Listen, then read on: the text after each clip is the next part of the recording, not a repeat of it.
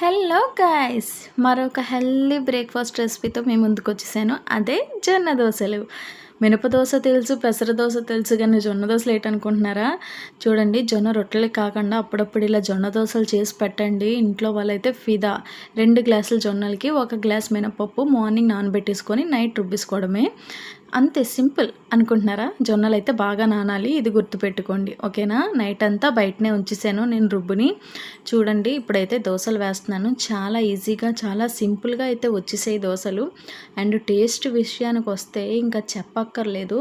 మనం రెగ్యులర్గా తినే మినప దోశల కన్నా ఈ జొన్న దోశలు అయితే ఇంకా టేస్టీగా ఉన్నాయి. యాక్చువల్గా ఇవి వేసే ముందు నేను చాలా భయపడ్డాను. అంటే తింటారో తినరో, పిల్లలకి నచ్చుతుందో లేదో, ఇంట్లో వాళ్ళకి నచ్చుతుందో లేదో అనేసి.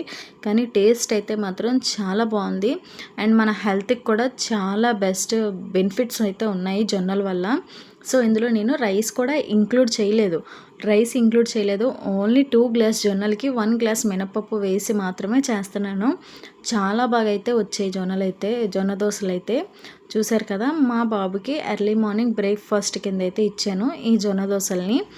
ఒక పక్క స్కూల్ టైం అయిపోతున్న హడావిడి, ఒక పక్క వీడియో రికార్డింగ్. సో అలా ఏదో తీస్తాను వీడియో. ఎలాగో ఒకలాగా చూసియండి, లైక్ కొట్టియండి, ఓకేనా? మన జొన్న దోశలకైతే ఒక లైక్ పడాల్సిందే, అంత టేస్టీగా ఉన్నాయి. డెఫినెట్గా ట్రై చేసి కామెంట్ చేయండి, ఓకేనా? వెళ్తూ ఒక లైక్ అండ్ షేర్ కొట్టు గురు.